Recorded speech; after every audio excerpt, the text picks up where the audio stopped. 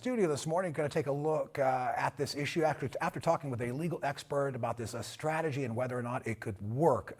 Kara, good morning.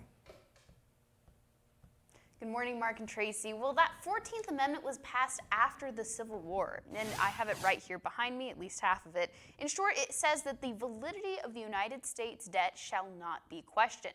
And some say the president could use this for an executive order to validate all debt without Congress increasing the debt ceiling. I talked with Professor Stanley Brand, former general counsel to the House of Representatives, who now works at Pennsylvania State Dickinson Law. He says that debt article was meant to hold southern states accountable for the debts of the Union.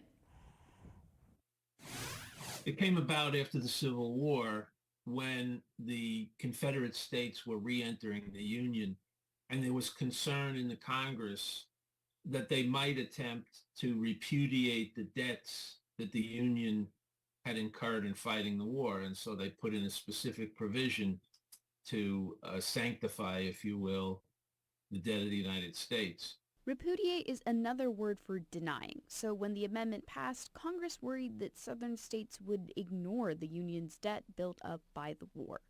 For Brand, this amendment doesn't apply to the debt ceiling, saying it ignores the powers of Congress. You can't look at the 14th Amendment in isolation. You have to look at the Article 1 powers of Congress. Article 1 of the Constitution says Congress can 1. Raise revenue, and 2. Borrow money on the credit of the U.S., so establish debt. And the president unilaterally can't just decide to issue debt that hasn't been authorized by the Congress. Whether the amendment can or can't be used to ignore a debt ceiling would have to be decided in court. While that issue is being litigated, which would take at a minimum months, the debt is in limbo. And the markets are trying to figure out what it all means. And so it creates the same effect of chaos in the markets that we're experiencing now. Voices on Capitol Hill have agreed that turning to the 14th Amendment should be a last-ditch effort. Though, as Professor Brand suggests, it could make the situation just as bad as ignoring and not raising that debt ceiling.